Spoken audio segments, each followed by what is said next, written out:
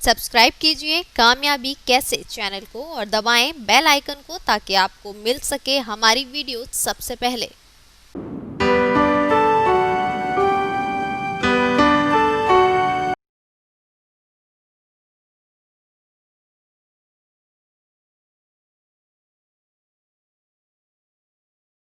दोस्तों नमस्कार, मैं श्याम सुंदर पाठक, असिस्टेंट कमिश्नर। आज हमारा जो टॉपिक है वो है चेस्टराई बर्नार्ड, जो कि कई दिनों से चल रहा है और आज इसका हम समापन करेंगे। आज हम जानेंगे कि चेस्टराई बर्नार्ड का जो अब तक आपने पढ़ा उसकी आलोचना और वर्तमान में उसकी प्रासंगिकता।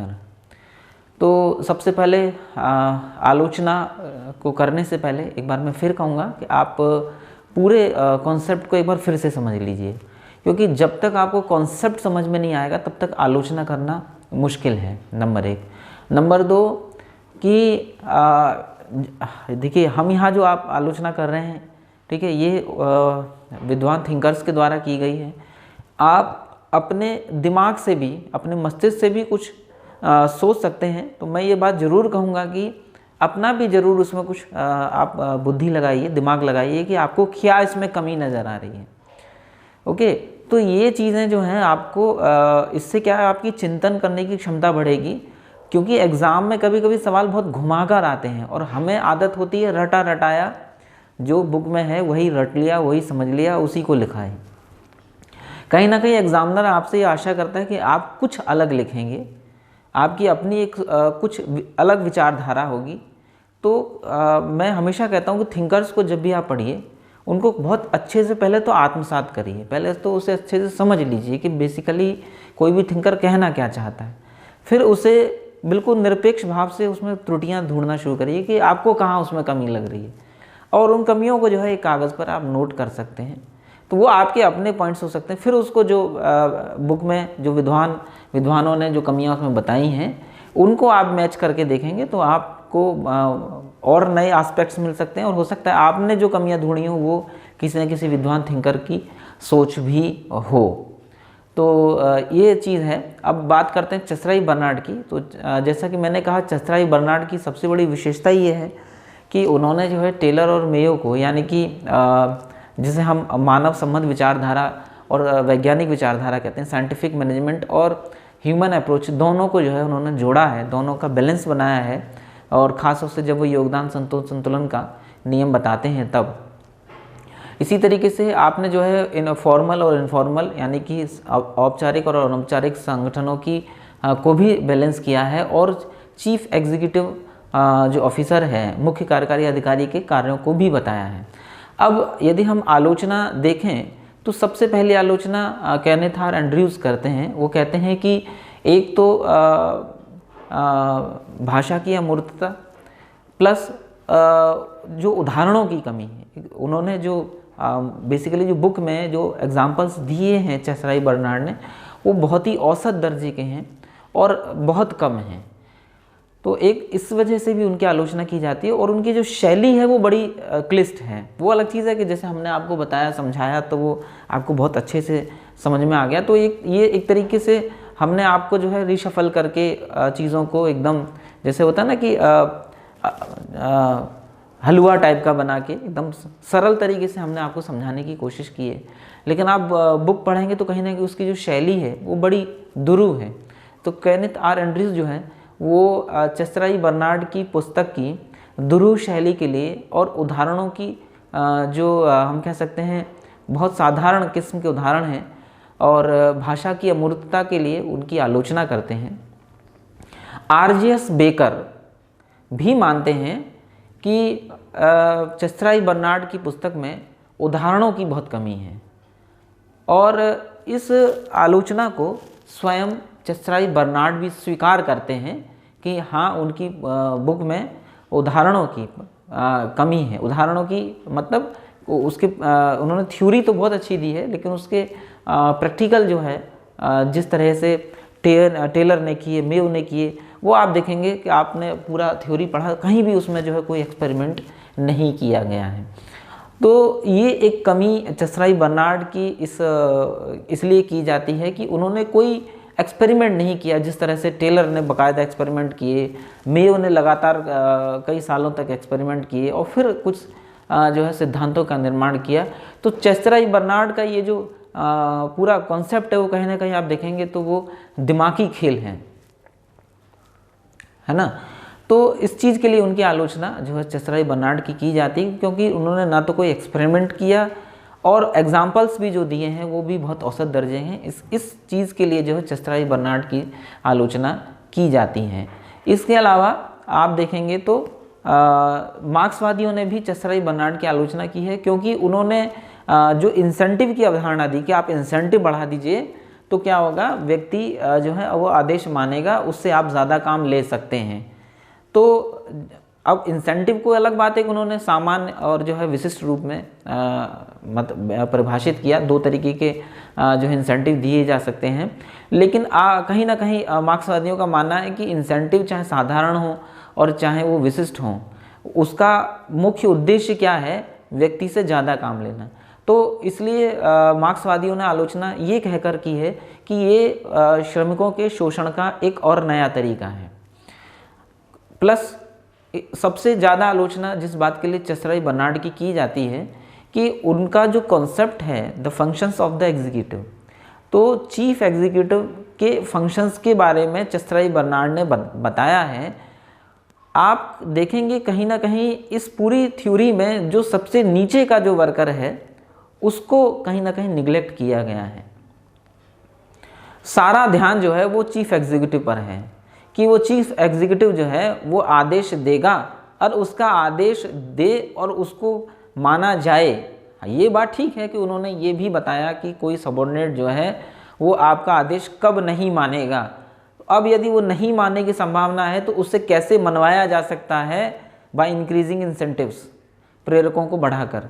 तो ये सारी चीज़ें जो हैं, तो उनका जो मूल फोकस है चेस्टरई बर्नार्ड का वो चीफ एग्जीक्यूटिव है, जो सबसे ऊपर बैठा हुआ जो चीफ ब्यूरोक्रेट मान लीजिए, चाहे मैनेजमेंट मान लीजिए, चाहे चीफ एग्जीक्यूटिव मान लीजिए, वो उसकी नज़र में पूरा फोकस है। और उस पुस्तक का नाम ही है the function of the executive, यानी एग्जीक्यूटिव के फंक्शंस क्या हैं। तो आप कहीं ना कहीं देखेंगे तो उनका पूरा फोकस जो है वो सबसे ऊपर बैठे हुए टॉप मैनेजमेंट या चीफ एग्जीक्यूटिव पर है। श्रमिक जो सबसे नीचे स्तर के जो कर्मचारी हैं और जो मतलब मिडिल लेवल के जो कर्मचारी हैं, ये थ्योरी उसके विषय में कुछ नहीं बताती। तो कहीं ना कहीं इस बात के लिए भी चेस्टरई बर्नार्ड की आलोचना की जाती है कि आपकी नज़र में श्रमिक या जो लोअर सबऑर्डिनेट लेवल के जो ऑफिसर्स हैं वो महत्वपूर्ण नहीं है। आपने अपना पूरा फोकस जो है वो चीफ एग्जीक्यूटिव पर किया है। इस बात के लिए चेस्टरई बर्नार्ड की कड़ी आलोचना की जाती है। अब रही बात चेस्टरई बर्नार्ड की आलोचना की, लेकिन यदि हम 21वीं सदी में देखें तो चेस्टरई बर्नार्ड जो हैं वो आज भी प्रासंगिक हैं, और मैं कहूँगा सबसे ज़्यादा प्रासंगिक हैं, क्योंकि आपने जो थ्योरी दी है वो काफ़ी बैलेंस्ड है। और मैं अब एग्जांपल्स के माध्यम से आपको बताऊंगा कि किस तरह से देखिए चेस्टरई बर्नार्ड को आज भी पब्लिक एडमिनिस्ट्रेशन में फॉलो किया जाता है। तो देखिए 21वीं सदी में इसकी क्या मतलब हम कह सकते हैं महत्व है। तो सबसे पहले हम आउटर एस्पेक्ट की बात करेंगे। तो आउटर एस्पेक्ट में आप देखेंगे कि आजकल एक नया विचार चला है गुड गवर्नेंस, अच्छा अनुशासन। ठीक है, तो ये जो गुड गवर्नेंस की जो कॉन्सेप्ट आया है वो कहीं ना कहीं वो बर्नार्ड से प्रेरित है, और ये बात करता है अब अभी गुड गवर्नेंस कैसे प्राप्त होगा। उसके लिए ज़रूरी है कि संवेदनशीलता हो और जन उन्मुखता हो, ये दोनों चीज़ें होनी चाहिए। वो संवेदनशील हो, और संवेदनशील वो तभी हो सकता है जब उसके फोकस जो है वो सामान्य व्यक्ति है। तो इसके लिए क्या है, सोशल मीडिया गवर्नेंस, एक नया कॉन्सेप्ट चला है सोशल मीडिया गवर्नेंस का। तो आजकल आप देखेंगे ट्विटर, फिर चाहे वो प्राइम मिनिस्टर हो, चीफ मिनिस्टर हो, बड़े बड़े मिनिस्टर्स हों, आपने तमाम बार अखबारों में पढ़ा होगा कि एक महिला रेल से जा रही थी, उसने जो है रेल मंत्री को ट्वीट किया, तुरंत अगले स्टेशन तक उस जो है वो मदद पहुंच गई। किसी महिला ने, किसी गरीब बच्चे ने प्रधानमंत्री को ट्वीट किया या उनको लिखा, तुरंत उसकी जो है उसकी मदद हो गई। तो आजकल एक नया जो है वो ट्रेंड चला है सोशल मीडिया गवर्नेंस का, जिसमें ट्विटर है, फेसबुक है और भी जो है मंच हैं। और इसी तरीके से हम अलग अलग विभागों में देखें तो हर विभाग में कुछ इस तरीके की इन्फॉर्मेशन जो व्हाट्सएप से भेजी जाती हैं, तमाम इन्फॉर्मेशंस जो है वो मांगी जा रही हैं। और आप देखेंगे नए नए ऐप आ रहे हैं, फिर चाहे वो एजुकेशन डिपार्टमेंट हो चाहे कोई भी डिपार्टमेंट आप देखेंगे तो नए नए ऐप आ रहे हैं, जिसके माध्यम से जो है ये सुनिश्चित किया जा रहा है कि जो ऑफिसर्स हैं वो टाइम से पहुँचें और जो पब्लिक रिडर्शल है वो टाइम से हो, प्रॉपर तरीके से हो। तो इस तरीके का जो सोशल मीडिया गवर्नेंस है वो कहीं ना कहीं गुड गवर्नेंस का जो है वो एक आवश्यक औजार है, आवश्यक हथियार है। और आईटी बेस्ड जो पब्लिक रिड्रेसल है वो इंश्योर किया जा रहा है। तो आजकल आप देखते होंगे कि आवश्यक नहीं है कि आप जो है वो कोई चिट्ठी लिखेंगे मुख्यमंत्री को, प्रधानमंत्री को या किसी मंत्री को। ऑनलाइन पोर्टल पर भी आप अपनी शिकायतें जो हैं वो दर्ज करते हैं, और न केवल दर्ज करते हैं बल्कि उस पर आवश्यक सुनिश्चित कार्रवाई भी सरकार कराती है। उस पर कार्रवाई हो ये सरकार सुनिश्चित करती है। तो इससे पता चलता है कि आजकल सरकारों का जो पूरा फोकस है वो गुड गवर्नेंस पर है। और गुड गवर्नेंस वो तभी हो सकती है जब उसका फोकस जनता हो, जनता की खुशहाली हो, जनता की शिकायतों का त्वरित निवारण हो, तभी वो गुड गवर्नेंस संभव हो सकती है। अब केवल जनता की समस्याओं का निवारण करना ही उसकी प्राथमिकता नहीं है, बल्कि उनसे सहयोग लेना भी किसी सरकार की जो है वो सफलता है। यदि जितना ज़्यादा, देखिए ये टू वे प्रोसेस है। कोई भी गवर्नमेंट ऐसा नहीं है कि वो सिर्फ जनता के लिए करती जाए तो जनता का उत्थान होगा। जनता को भी सरकार का सहयोग करना होगा, करना चाहिए। तो जितनी ज़्यादा सहभागिता सरकार में जनता की होती है, सरकार भी जो है वो उतनी ही जन उन्मुख होती है। प्लस कहीं ना कहीं सरकार को भी ये भय होता है कि यदि वह ऐसा कोई कार्य करेगी जिससे किसी जन आंदोलन होने की संभावना हो तो इससे सरकार के ऊपर एक मोरल प्रेशर बनता है। तो जितनी ज़्यादा सहभागिता होगी उतना ही गुड गवर्नेंस पॉसिबल हो पाएगा। तो उसके लिए ज़रूरी है कि एक तो अब जैसे बहुत सारी चीज़ें हमने बनाई, जैसे सूचना का अधिकार, राइट टू इन्फॉर्मेशन, इसके माध्यम से जन सहभागिता इसलिए जुड़ती है क्योंकि लोगों को कोई भी व्यक्ति सवाल पूछ सकता है। तो एक सहभागिता जनता की हो गई कि अब वो सरकार का से पूछ सकता है कि भाई कोई भी चीज़ ऐसी, कई बार ऐसी इन्फॉर्मेशंस जो है वो सूचना के अधिकार से मांगी गई जो बड़ी लाभदायक हुई। इसी तरीके से पब्लिक पॉलिसी आप देखेंगे तो वो कहीं ना कहीं आईटी बेस्ड पब्लिक पॉलिसी आजकल आने लगी हैं। और कोई भी पॉलिसी जब बनती है, आपने देखा होगा कि चाहे अब राशन कार्ड से लेकर और तमाम जितनी योजनाएं आ रही हैं, किसान कार्ड, तो आप देखेंगे सब की सब जो है वो इंफॉर्मेशन टेक्नोलॉजी बेस्ड हैं, वो आईटी बेस्ड हैं। इसलिए ही हैं क्योंकि जो बीच में पहले जो पैसा आता था, जैसे कि राजीव गांधी प्रधानमंत्री थे तो उन्होंने कहा था कि यदि 100 पैसे किसी गरीब के लिए चलते तो 17 पैसे पहुंचते हैं। तो सवाल ये उठता है कि वो 83 पैसे कहाँ गए, वो भ्रष्टाचार की भेंट चढ़ गए। अब वो भ्रष्टाचार की भेंट न चढ़े, इसके लिए ज़रूरी है कि जो वंचित वर्ग है उस तक मदद सीधे पहुँचे और बीच में जो है वो कहीं उसका हम क्या है बंदर बांट ना हो। वो तभी पॉसिबल है जब आईटी बेस्ड हम पब्लिक पॉलिसी बनाएं, और जो पब्लिक पॉलिसी बनाएं उसका इम्प्लीमेंटेशन भी वो आईटी बेस्ड हो, ताकि किसी प्रकार के भ्रष्टाचार की संभावना ना हो। इसलिए आप देखते होंगे, अब जैसे मैं एक छोटा सा एग्जांपल लेता हूँ, जैसे गैस सब्सिडी के केस में देखेंगे तो गैस सब्सिडी जो है वो आपके अकाउंट से जुड़ी है। आज से कुछ सालों पहले तक गैस सिलेंडर पाने के लिए कितनी लंबी लाइनें लगती थीं, लेकिन आज आप देखेंगे कि कोई लाइन आपको गैस सिलेंडर के लिए नहीं लगानी पड़ती। आप मोबाइल फ़ोन से ही केवल सिलेंडर बुक करते हैं और विद इन 1 डे और 2 डे आपको सिलेंडर मिल जाता है।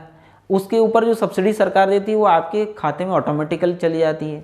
तो आप कल्पना कीजिए, जिन लोगों ने उस दौर को देखा होगा वो समझ पाते होंगे कि कैसे एक सिलेंडर के लिए कितनी मारामारी करनी पड़ती थी, घंटों लाइन में लगना पड़ता था, कई तो किलोमीटर लंबी लाइन लग जाती थी। तो एक वो दौर था और एक आज का दौर है। और उसमें क्या होता था कि जल्दीबाजी के चक्कर में जो है वो भाई कोई 100 रुपये महंगा ले रहा है, कोई 200 रुपये महंगा ले रहा है। तो मैंने एक एग्जांपल आपको दिया, छोटा सा एग्जांपल है कि जैसे जैसे आईटी बेस्ड पॉलिसी बनती चली जाती हैं, और जैसे जैसे आईटी बेस्ड उनका इम्प्लीमेंटेशन होता चला जाता है वैसे वैसे जो है वो भ्रष्टाचार कम होता है, जनता को सुविधा होती है, और हम कह सकते हैं गुड गवर्नेंस होती है। आज मोबाइल फ़ोन से ही आप सब कुछ कर लेते हैं, बिजली के बिल से लेकर गैस सिलेंडर से लेके हर चीज़ आप मोबाइल फ़ोन से आजकल कर लेते हैं। तो वो एक सरकारी ऑफिसों में जो अब जैसे आय प्रमाण पत्र, जाति प्रमाण पत्र, अब सब कुछ ऑनलाइन है। अब आपको सरकारी विभागों में धक्के नहीं खाने पड़ते हैं कि भाई पता लगा पहले कोई व्यक्ति जा रहा है, उसको कोई दलाल मिल गया बीच में, अब उसको बहका रहा दुनिया भर की बातें। तो इस तरीके की जो चीज़ें हुआ करती थी वो आप देखेंगे कहीं ना कहीं वो ख़त्म हुई हैं, क्योंकि आप ऑनलाइन घर बैठे ही अप्लाई कर लेते हैं, घर बैठे ही आपको विद इन द टाइम जो है वो आपका सर्टिफिकेट पहुंच जाता है। तो कितनी बढ़िया व्यवस्था जो है आप देखेंगे इंफॉर्मेशन टेक्नोलॉजी की वजह से बनी है। जनता का भरोसा सरकार के ऊपर बढ़ा है, और इसी को हम कह सकते हैं कि सरकारें जो हैं वो गुड गवर्नेंस की ओर प्रेरित हुई हैं। गुड गवर्नेंस का जो कॉन्सेप्ट है वो तभी पॉसिबल है जब जो पब्लिक पॉलिसी और उसका इम्प्लीमेंटेशन है, क्रियान्वयन जो है वो आईटी बेस्ड हो, इंफॉर्मेशन टेक्नोलॉजी बेस्ड हो, इंटरनेट बेस्ड हो। तो ये सारी चीज़ें आप देखेंगे। इसी तरीके से न्यू पब्लिक मैनेजमेंट की जब हम बात करते हैं तो अब न्यू पब्लिक मैनेजमेंट में बेसिकली 3 चीज़ें आती हैं, मिशन, विजन, गोल। न्यू पब्लिक मैनेजमेंट का मिशन क्या है, समाज के लिए ऑर्गेनाइजेशन की जो है वो यूज़ क्या है, उपयोगिता क्या है, ये मिशन है। कोई भी संगठन जब आप बनाते हैं, कोई भी पॉलिसी जब आप बनाते हैं तो क्यों बनाएं, कि उसका मिशन क्या है।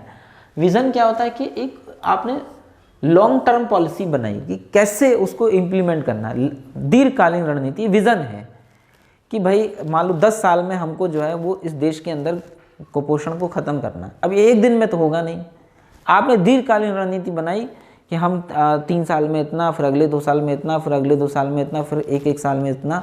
एक दीर्घकालीन रणनीति हम बनाते हैं जिसे हम विज़न कहते हैं। और गोल का अर्थ होता है तात्कालिक लक्ष्य, मतलब अब फौरी तौर पर आपने एक विज़न तैयार कर लिया कि 10 साल में आपको ये काम करना है, फिर आप एक गोल बनाते हैं कि भाई अब विद इन दिस मंथ या विद इन दिस 6 मंथ या विद इन दिस ईयर हम कितना गोल अचीव कर लेंगे, कितना हमको अचीव कर लेना। तो मिशन, विज़न, गोल वो बेसिकली इसीलिए ही है ताकि चीफ एग्जीक्यूटिव ऑफिसर की जब वो कहता है ना फंक्शन क्या है, वो कहता है बर्नार्ड की उसको क्लियर होना चाहिए कि गोल क्या है, करना क्या है। सबसे पहला काम चीफ एग्जीक्यूटिव का यही है कि वो ये तय करे कि ऑर्गेनाइजेशन जो है उसका दीर्घकालीन लक्ष्य क्या है। फिर दीर्घकालीन लक्ष्य को वो छोटे छोटे उपलक्ष्यों में बांटेगा, गोल्स में बांटेगा। वही बात जो है आप देखेंगे न्यू पब्लिक मैनेजमेंट करता है। तो कहीं ना कहीं न्यू पब्लिक मैनेजमेंट की जो हम वर्क कल्चर है वो कहीं ना कहीं प्रभावित है चेस्टराई बर्नार्ड से। वर्तमान में भी आप देखेंगे कि जो स्मार्ट गवर्नेंस है जिसे हम सिंपल, मोरल, अकाउंटेबल, रेस्पॉन्सिव और ट्रांसपेरेंट, ठीक है, हम कहते हैं। तो जो स्मार्ट गवर्नेंस की जब हम बात करते हैं तो उसका उद्देश्य ही सिर्फ इतना है, जिस बात को चेस्टराई बर्नार्ड कहते हैं कि हमारे जो निर्णय केंद्र हों वो यत्र तत्र बिखरे ना होकर स्पष्ट हों, हर चीज़ बिल्कुल स्मार्ट तरीके से हो, अकाउंटेबिलिटी तय हो, रिस्पॉन्सिबिलिटी तय हो, ठीक है, हर स्तर पर। टेप मैनेजमेंट है जैसे ट्रांसपेरेंट, अकाउंटेबल, पेपरलेस और इलेक्ट्रॉनिक। तो ये इसके माध्यम से जो है ये सुनिश्चित किया जाता है कि एक तो डिसीजन बिल्कुल क्लियर कट हो और उनका इम्प्लीमेंटेशन बेहतर हो, और जो ऑर्गेनाइजेशन है वो अपने गोल को अचीव कर पाए। जॉइंट अप गवर्नेंस की हम बात करते हैं। जॉइंट अप गवर्नेंस का मतलब है सरकार में यत्र तत्र बिखरे हुए निर्णय केंद्रों को एक जगह इकट्ठा किया जाए। मैंने जैसा कि आपको पिछले वीडियो में भी पढ़ाया था कि बर्नार्ड कहते हैं चीफ एग्जीक्यूटिव का सबसे महत्वपूर्ण काम क्या है, कम्युनिकेशन बनाए रखना, कम्युनिकेशन सेंटर से डिसाइड करना। और मतलब ये इसलिए ताकि कौन किसको आदेश देगा ये चीज़ें एकदम क्लियर हो। अब हो क्या रहा था कि देश के अंदर जैसे बाहर से कोई कंपनी आई, अब एक कंपनी खोलने के लिए उसको कई विभागों से परमिशन लेनी होती है ना। मतलब जैसे कहीं ज़मीन लेनी है, ठीक है। अब वो ज़मीन लेने की जो प्रक्रिया है वही बहुत बड़ी है। उसके बाद बिजली विभाग, पर्यावरण प्रदूषण का विभाग, ओके, इसी तरीके से जीएसटी विभाग, एक्साइज डिपार्टमेंट, तो मतलब बहुत सारे डिपार्टमेंटों से उसको जो है वो अपना परमिशन लेना होता है। अब वो सारे अब तक क्या होता था कि एक विभाग में फाइल गई, अब वहाँ पता लगा महीनों पड़ी रही, 2-3 महीने पड़ी रही, उसके बाद दूसरे विभाग में गई, वहाँ भी जो है 2-3 महीने पड़ी रही, तो फाइलों पर आदेश होते होते पता लगा सालों लग गए। एक पास्को नाम की कंपनी इस देश के अंदर आई थी, वो इसलिए सिर्फ चली गई अपना सामान समेट के क्योंकि उसकी परियोजना 5 साल में भी जो है उसको परमिशन नहीं मिल पाई। हार थक के उसकी जो कॉस्टिंग थी, जो वो उसने टारगेट की थी 5 साल पहले, वो जस्ट डबल हो गई। और जब कॉस्टिंग लगाने वाली कॉस्टिंग डबल हो गई तो उसलिए बात है उसका प्रॉफिट ख़त्म हो गया। आखिर में उनको पैकअप करके वापस जाना पड़ा। तो ये क्या दिखाता है कि अब सरकार का जोर है कि हम वन विंडो सिस्टम लेकर आएँ। वन विंडो सिस्टम सरकार लेकर आई है। वन विंडो सिस्टम का होता है एक ही जगह पर सभी विभागों के आपको जो भी ऑफिसर हैं वो मिल जाते हैं, तो किसी भी को भी इधर उधर भागने की आवश्यकता नहीं है। और उसमें भी सरकार ने तय कर रखा है कि इतने समय के अंदर आपको डिसीजन ले लेना, ये नहीं कि पता लगा 6 महीने तक फाइल पड़ी हुई है। तो कहीं ना कहीं गुड गवर्नेंस जो है वो सरकार की प्राथमिकता है, और वो कहीं ना कहीं आप देखेंगे तो बर्नार्ड से प्रेरित है। बर्नार्ड जोर देकर कहते हैं कि जो कम्युनिकेशन सेंटर्स हैं वो बिल्कुल क्लियर कट होने चाहिए, कम्युनिकेशन ऑर्डर जो है वो बिल्कुल स्पष्ट होना चाहिए।